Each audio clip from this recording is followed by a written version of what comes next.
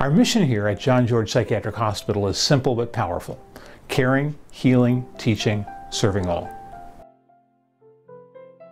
We handle over 99% of the psychiatric emergencies for Alameda County, which is Berkeley and Oakland, and about 1.5 million people, very large geographic area county.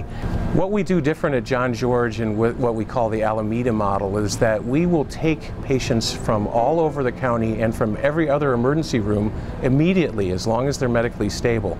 We're seeing between 1,500 and 1,800 patients in psych emergency per month.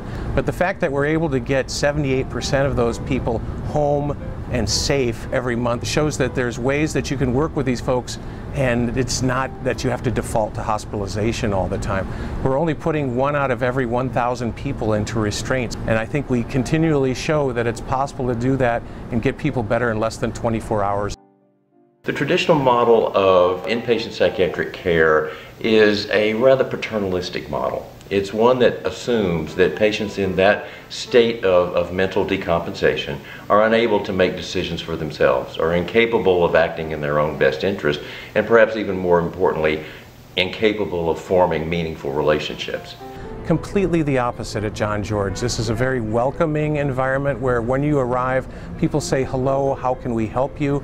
It's a very collaborative, soothing, calming environment where it's all about what can we do to help.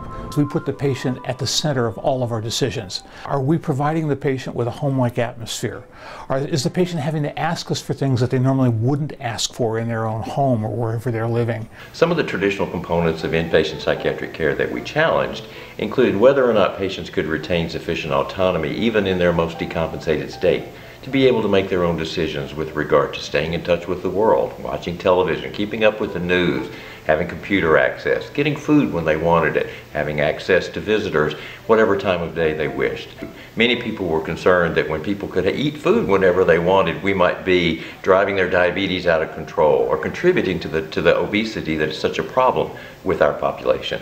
In fact, we suggested that when people leave the hospital, they're going to have to manage these challenges on their own. So better that they do so in the context of a relationship where people can be supported and helped to make healthy decisions. It creates a caring, healing environment rather than a caretaker environment, so the patient can truly interact well and be at the center of all decisions around their care. The use of data here at the hospital is critical. We use it in order to focus our efforts around change and initiatives. We also use it in order to make sure that we're doing the right thing at the right time. Over the years, we've used data to improve our patient satisfaction scores from the 1st percentile to the 99th percentile nationally, to reduce our use of seclusion and restraints, to improve our employee satisfaction, and other critical initiatives to improve the overall clinical care that we provide here at our hospital. I have tremendous respect for the staff here. I think they're very impressive. I would describe them as miracle workers.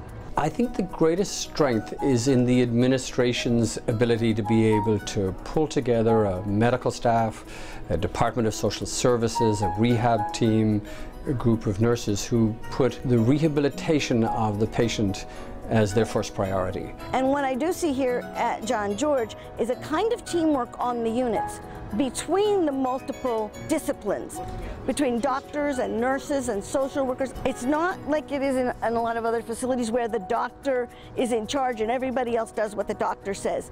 They truly get together, form treatment plans together. I see what is genuinely teamwork. Project Beta stands for Best Practices in the Evaluation and Treatment of Agitation. It was a new way of doing evaluation and treatment of agitation in psychiatric patients that was a nationwide study.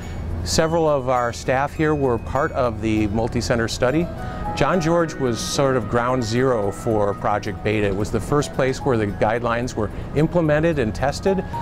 It was all about creating a therapeutic alliance with patients, avoiding the use of coercion, finding the least restrictive level of care, and working collaboratively with patients to get a good outcome. And we've seen the different places that Project Beta guidelines have been implemented have had wonderful results in decrease in the use of restraints, decrease in coercion, and dramatic increase in patient satisfaction, reduction in assaults and injuries. As a patient's rights advocate, I evaluate a facility from the perspective of the patients, and the patients here tell me that they feel safe, they feel respected, and that's the gold standard for me. We're now in the top 10% of patient satisfaction in psychiatric hospitals nationwide. It's proof that if you have good people who believe in a solid philosophy, that you're going to have great outcomes. We're doing things that I've never experienced in healthcare before. We're engaging patients and patients' rights in our community as never before. We're opening the doors of acute psychiatric treatment to those who are interested in helping us provide great care.